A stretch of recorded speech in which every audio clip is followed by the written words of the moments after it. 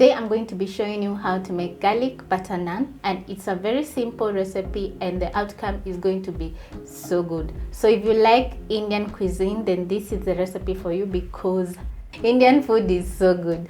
So in a large bowl, I'll add half a cup of lukewarm water. So to this I'm going to add yeast, sugar, and then I'm going to let this sit for around 5 to 10 minutes until the yeast blooms. After 5 minutes, this is how my yeast mixture is looking. So to this I'm going to add plain yogurt. You can find all the ingredients listed in the description box down below. And salt. To this I'm going to add olive oil. You can also use cooking oil. So I've added about 2 tablespoons of oil. Then I'm going to mix. Then I'm going to add my flour in bits. First I'm going to use my spatula, then I'm going to use my hands.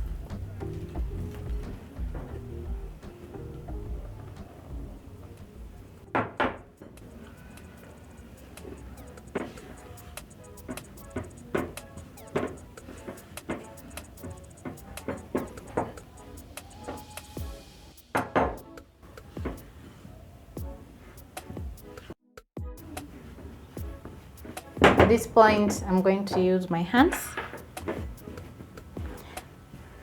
to knead in the flour.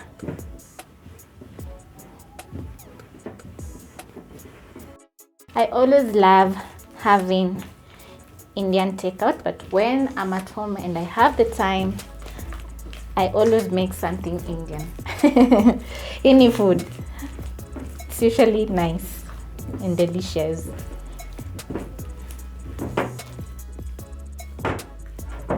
So I'm going to knead for about 5 minutes until the dough is soft. So this is how it's looking. So what I'm going to do, I'm going to,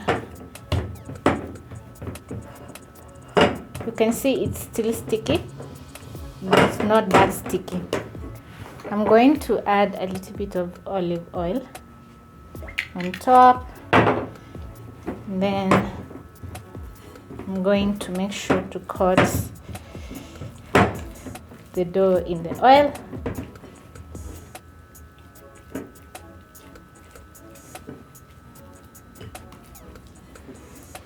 Then I'm going to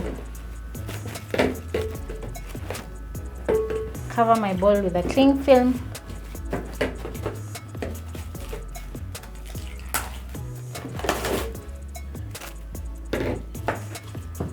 And a kitchen towel, and then I'm going to place this in a warm place. So I'm going to place mine in my oven.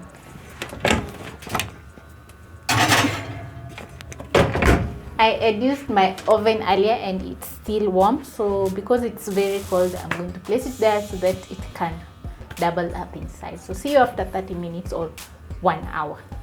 It's been 1 hour and my dough has risen, as you can see. Then I'm going to spread a little flour on top of the dough and punch.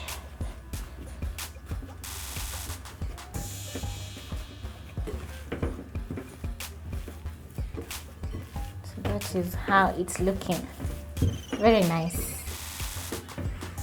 So I'm going to dust my working surface. Then I'll transfer the dough in my working surface, tuck it in. Then I'm going to cut it in half, as you can see.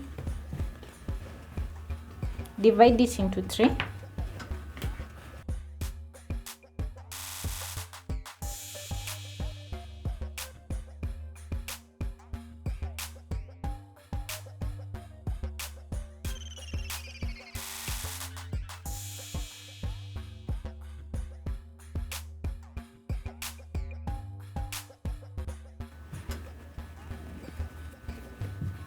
So you'll repeat that until you have several balls. So as I'm making, I'm reducing the dough because I've noticed it is very huge. So I have 8 pieces of dough. So I'm going to add some more flour in my working surface. Then I'm going to flatten my dough a little bit. And before I start rolling out the dough, I'm going to place my cast iron on medium heat. And as I roll my dough, it's going to get hot. So it doesn't have to be a round shape. You can make any shape with naan. So you can also use the palm of your hands to make the dough, but I usually choose to make my naan using a rolling pin. So you're going to wait for the pan to get very hot. You need it very hot. And if you're using non-stick, the same. My pan is already hot.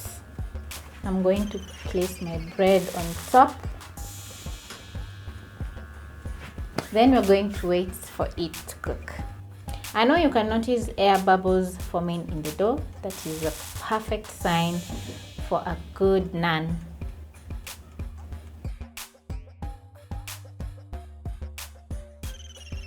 You're going to wait for the bottom to brown, and then you're going to flip your bread.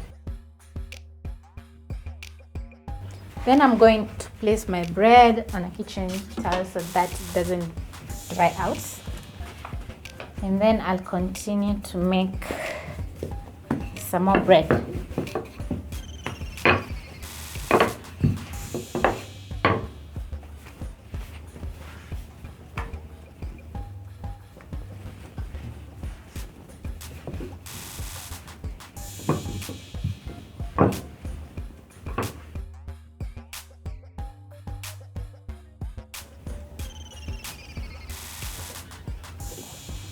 Then I'm going to do the rest.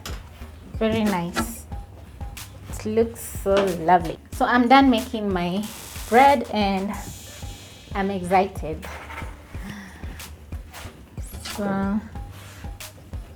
I'm going to turn off the heat, and then earlier on I had made my butter spread. So I'm going to pick one, and always keep your bread in a kitchen towel because you don't want the bread to dry out. So I'm going to apply my butter onto my naan. This looks so good. You can see the spots have lightened up. They have a very gorgeous color. So that is how you serve your naan. And you can have your bread with anything. You can just pair it with anything exciting. As you can see, it's really nice. So I'm going to give this one a try. You can actually taste the butter and the coriander and garlic and everything else in it. So good. So guys, thank you so much for watching, and I hope you try out and make naan at home and you will enjoy each bite.